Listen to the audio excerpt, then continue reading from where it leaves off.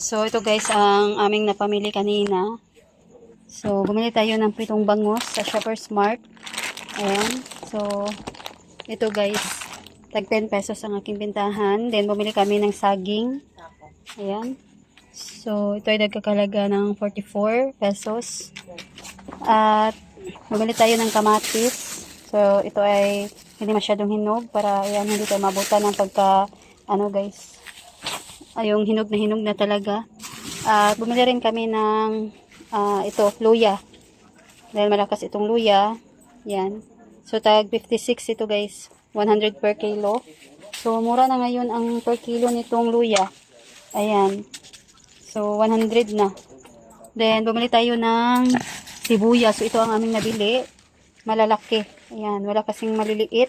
So, titingnan ko pa guys kung magkano bentahan nito. So, ngayon, bumaba ang per kilo, 150 na. Pero, malalaki guys, itong sibuyas. Ayan, siguro tag 10 pesos each ang bentahan ko nito. So, napakalaki din guys ng kikitain natin dito sa ating mga rekado. Ayan, per piece kasi ang bentahan namin. At ito guys is hanapin talaga ng aming customer. Araw-araw. Ayan.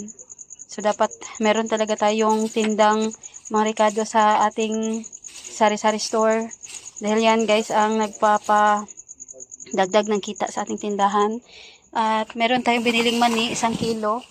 Ayan, so kaluluto ko lang kagabi. So bumili ako ngayon ng 1 kilo para, ayan, pag kaunti na ang natira sa aking adobong mani, ay meron agad akong lulutuin. Ito guys, so ang per kilo is 91 pesos. So lagay mo ko muna dito sa lamesa. At bumili rin tayo ng bawang. Ito lang. Meron pa naman kaming bawang. So, pandagdag lang ito guys. So, ito ang nagtaas ngayon. Ayan. Ito is 140 per kilo. So, ngayon 170 na. Ayan, nagtaas itong bawang. So, hindi tayo nakabili rin ng sibuyas dahon kasi walang stock.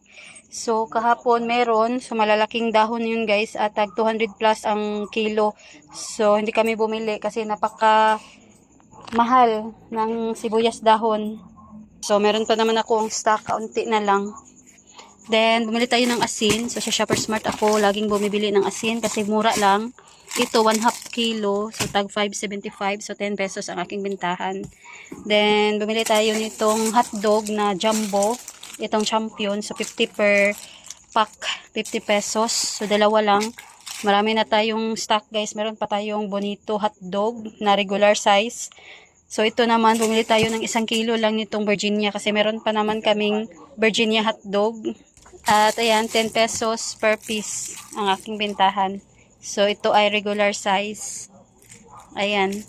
So, ito lang guys ang aming napamili sa Shoppers Mart. So, ayan guys, ito ang resibo sa Shoppers Mart. So, meron pa pala. Ayan, itong nasa supot. So, nagkakalaga lahat ang aming napamili, ang aming nabayaran sa Shoppers Mart ng 987.90. So, meron pa dito guys. Tingnan natin kung ano ito.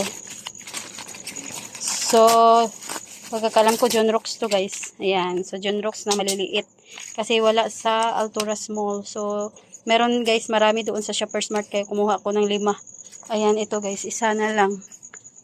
Ayan, yung ating John Rocks na maliit. So, ayan. Bumili tayo ng 5 lang. Baka meron ng stock doon sa Altura Mall. So, ito naman, sigarilyo. Ito sa Altura Mall. So, ito guys is Mighty Green at saka Mighty Red lang. So, nagkakalaga ito ng 1,695 pesos. Ayan. So, hindi ko na lang bubuksan. Puro ito sigarilyo. So, ito guys, yung aming pinunta doon talaga sa Altura Mall. Bumili kami ng taco para sa aming bilyaran. So, ito guys, bago na ito. Ayan. So, may naglalaro kanina. So, ito ang ginamit nila. Kasi napaka, na yung mga taco namin sa bilyaran. Na, parang hindi na siya makinis. At gaya nito, makinis pa. At sira na rin dito sa kanyang, guys, ito dito sa dulo. So, ito ay nagkakahalaga ng nasa 400 plus. So, ayan guys, mura lang yung ating biniling taco kasi hindi naman pang guys, yung ating pang tournament. Yung ating taco. Ayan. So, pang ano lang, aliw ng aming mga kapitbahay. Ayan, ang mga bata. So, yan yung luma naming taco. So, itong gamit nila, dahil yung dalawa na nandito, sira na rin. Ayan. Yung kanyang dulo. Wala nang ano guys. Ayan. So, hindi ko alam kung anong tawag. So, ano na rin yung kanyang kulay. Ayan, nag-iba na. Ayan, nangitim na yung kanyang ano, kaysa dito. Oh. Ito yung bago. At ito yung luma. Nangitim na rin. Binili rin namin ito sa Alturas Mall. Ayan. At bumili rin kami ng tisas. Ayan. So, 5 tisas. Ayan. 5 lang kasi meron pa naman kaming stock. So, ito guys ang resibo. So, ang tisas ay nagkakalaga ng 40 pesos. Ayan. So, blurred itong ating camera. So, ano guys, 8 pesos each ang tisas. Then, ang taco naman is 490. Ayun. So, yan lang. Then, ito ang resibo sa Shoppers Mart. Ayan guys. So, yan lang. So, nag-share lang ako sa inyo guys sa aming pinamili kanina sa Shoppers Mart. So, ito lang guys ang aming binili kanina. Isang karton lang. Ayan. So, kailangan na kasi namin bumili ng taco para sa bilyaran namin. So, ayan lang. Ito lang yung share ko sa inyo for today's video. Nag-share lang ako sa inyo guys dito sa aming pinamili kanina sa Shoppers Mart at sa Alturas Mall. So, ayan lang. Thanks for watching guys. God bless.